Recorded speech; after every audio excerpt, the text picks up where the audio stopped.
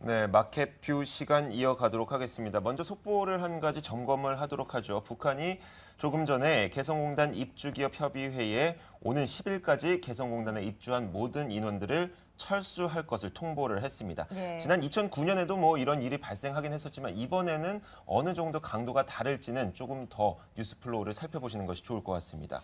자, 오늘 마켓뷰 국내 시장 투자 전략 제대로 한번 세워보도록 할 텐데 우리 시장에는 현재 세 가지 정도의 큰 악재가 있는 것 같습니다. 방금 말씀드렸던 것처럼 북한 리스크도 있고 그리고 일본 통화정책회의 과연 결과가 어느 정도의 강도로 아베노믹스를 지지할 것인지 이 부분도 굉장히 중요할 것 같고요. 현대차의 리콜 사태 어느 정도 영향을 미칠지도 한번 살펴보도록 하겠습니다. IBK 투자증권 투자전략팀 서동필 팀장 모셨습니다. 안녕하세요. 예, 안녕하세요. 예, 자, 어려운 분위기 속에서 또 저희와 함께 해주시게 됐습니다. 예. 뭐 일단 뭐 안 좋은 뉴스 말고요, 좀 기대를 걸 만한 뉴스는 없을까부터 먼저 짚어봤으면 좋겠어요. 그 BOJ에서 이제 그 구로다 총재가 참석하는 첫 통화정책 회의가 이제 열리고 있는 상황입니다. 이제 관련 소식들이 이제 곧 전해질 텐데. 좀 기대를 가져도 될까요? 기대감이 반영되지는 않는 것 같습니다. 어떻게 좀 예상해 볼 수 있겠습니까? 일단 일본 상황부터 보게 되면은요. 어제 같은 경우에 이 구로다 총재가 이제 BOJ를 주관한다라는 것 때문에 이제 일본 증시가 한 3% 정도 올랐습니다. 또 오늘은 좀 이 상승 부분을 좀 내놓고는 있지만 환율 한번 보시죠. 구로다 총재가 강한 경기 부양책을 내놓고 엔화 약세를 추진한다는 것이 시장에 인정됐으면 오늘 엔화가 강세로 돌아갈 수는 없는 것 같은데 지금 93엔을 깨고 내려왔기 때문에 일정 수준 우리가 지금 일본에 대해서 특히 엔화의 약세에 대해서 좀 거부감 또 이런 것에 대한 껄끄러움이 있었는데 구로다 총재가 아무리 뭐 강한 정책을 내놓는다 하더라도 일정 부분 시장에 반영되어 있기 때문에 이것 때문에 우리나라 증시가 다시 추가적으로 피해를 입을 가능성은 높지 않아 보인다. 그래서 오늘 조정 같은 경우에는 일본의 뭐 BOJ보다는 다른 문제가 더 많은 영향을 미쳤다 이렇게 보시면 좋겠습니다. 네, N달러 환율 살펴봤는데 저희 원달러 환율도 함께 보도록 하죠. 지금 북한 리스크가 불거지면서 원달러 환율이 1120원 선, 25원까지 좀 상승을 하고 있습니다.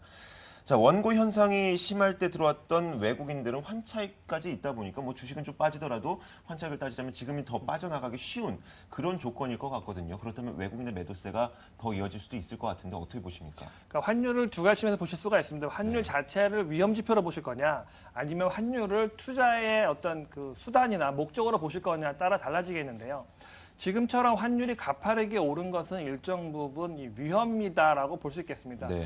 그 나라의 위험이 처하게 되면은 또 경제 상황이 안 좋게 되면은 그 나라 통한 약세를 가야 되는데요. 우리나라 같은 경우에는 지금 뭐 추경이 나온다고 하면서 이제 금리가 내려갈 거기 때문에 환율이 약세 가는 부분도 있고 네. 또 북한과 관련된 문제들 때문에 좀 잡음 때문에 이런 환율의 변동성이 커지면서 약세를 가는 부분이 있기 때문에 지금의 환율의 움직임은 추후에는 수출주에 도움이 되겠지만 당장 이런 현상이 벌어지는 과정에서는 일정 부분 시장의 이 마켓 리스크라고 하죠. 시장 전체에 부과되는 위험이다라고 보시면 좋을 것 같고요.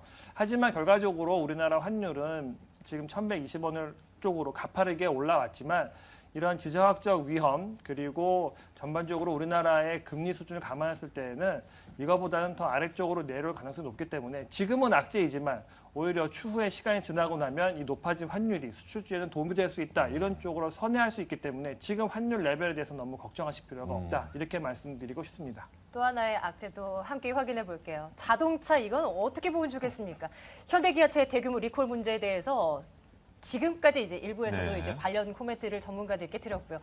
대부분 좀 부정적으로 생각을 하시는 것 같아요. 뭐 자발적인 리콜이긴 하지만 실적에 뭐 영향을 안 줄 수가 없는 부분이고 이미지 부분도 훼손될 가능성이 크다라고 네. 이제 대부분 의견을 주셨는데 팀장님 생각은 어떠십니까? 뭐 크게 다를 수는 없을 것 같습니다. 근데 다만 이 부정적이다라고 보는 부분은 뭐냐면 1분기 실적에 대해서 좀 의심이 많습니다. 엔화 약세에 대한 피해 그리고 어제까지 나온 이 3월까지의 미국의 자동차 판매 기아차, 현대차 모두 증분이 떨어졌습니다. 역성장을 한 것이죠.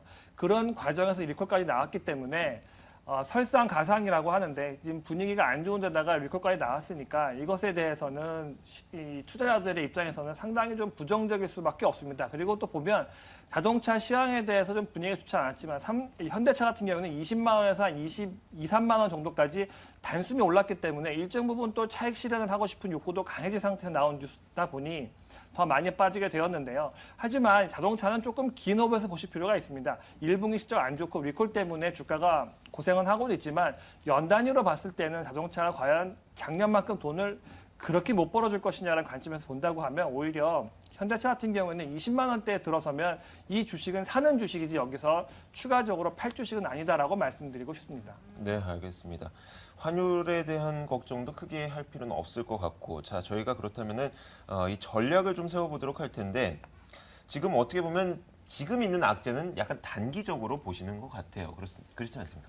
뭐 북한 문제 관련돼서는 사실은 이렇게 긴 호흡으로 가본 적이 없기 때문에 얼마만큼 시장을 더 괴롭힐 거다라고 단언할 수는 없습니다. 네. 이제 물론 외국인 입장에 봤을 때는 이렇게 껄끄러운 뉴스가 나오는 나라에다가 투자를 할 필요가 있느냐에 대한 네. 문제는 있지만 결과적으로 봤을 때는 이것이 파국으로 치닫지 않는다면은 시장의 순간적인 변동성 높일 수 있지만 이것이 추세를 꺾을 거다 이렇게 볼 필요는 없어 보인다는 거죠. 알겠습니다. 그렇다면 저희가 이런 상황에서 좀 매수 접근할 수 있을 만한 종목, 업종이죠. 업종이 있을까 싶기도 합니다. 어떤 업종이 있습니까? 생각하시는 부분이 있나요? 뭐 1분기에도 계속 관장을 해왔던 분위기인데요. 계속 네. 필수 소비재, 소비 관련주 이런 쪽에 대해서 좀 더 관심을 가지실 필요가 있겠습니다. 지금 지수 관련주들, 뭐 철강, 화학, 조선 이런 업종들 상당히 부진하기 때문에 이쪽에 대해서는 일정 수준 다 관심이 좀 없어져 있는 부분이고요.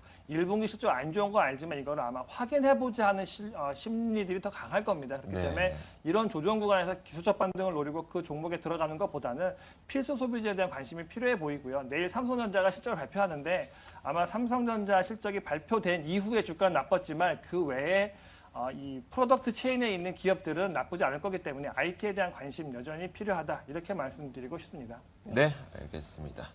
자, 지금까지 IBK투자증권 서동필 투자전략팀장과 함께 국내 시장 투자 전략 자세하게 세워봤습니다. 감사합니다. 고맙습니다. 감사합니다.